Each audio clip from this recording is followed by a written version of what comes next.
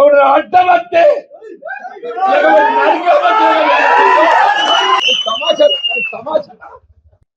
టికెట్లు పంచుకుంటానికి ఏదైతుందో ఇది నీ అయ్యే సొత్తు కాదు, అబ్బ సొత్తు కాదు అంటున్నాను. ఇది నీ అయ్యే సొత్తు కాదు, అబ్బ సొత్తు కాదు అంటున్నాను. ఇది మా కాంగ్రెస్ కార్యకర్త హక్కు అని చెప్పంటున్నా.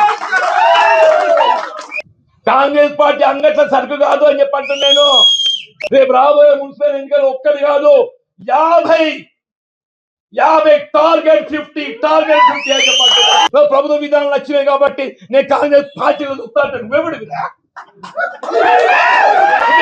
అని చెప్పంటున్నాను. కాంగ్రెస్ పార్టీ అంతర్గత వ్యవహారాలలో జోక్యం చేసుకుంటే మాత్రం సహించేది లేదు అని చెప్పంటున్నా. నిజమైన కాంగ్రెస్ వాది, కాంగ్రెస్ పార్టీ కార్యకర్త వాళ్ళ కొరకైనా పోరాటం చేస్తా. కానీ సందులు వచ్చేటోళ్ళు, సందులు దూచేటోళ్ళు మాత్రం ఏదైతుందో సహించేది లేదు. శ్రీరామచంద్ర ప్రభు ఏదైతుందో ధర్మానికి కట్టుబడి ఉన్న రావణాసుడి 10 తలలు నరికిండు.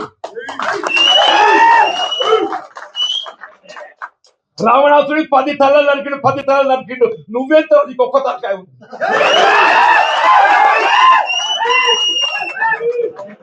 పది తలలు పలిక శ్రీరామచంద్ర ప్రభువు మనకు ఆదర్శం అని చెప్పండి. నువ్వెంత ఒక్క తలకాయ.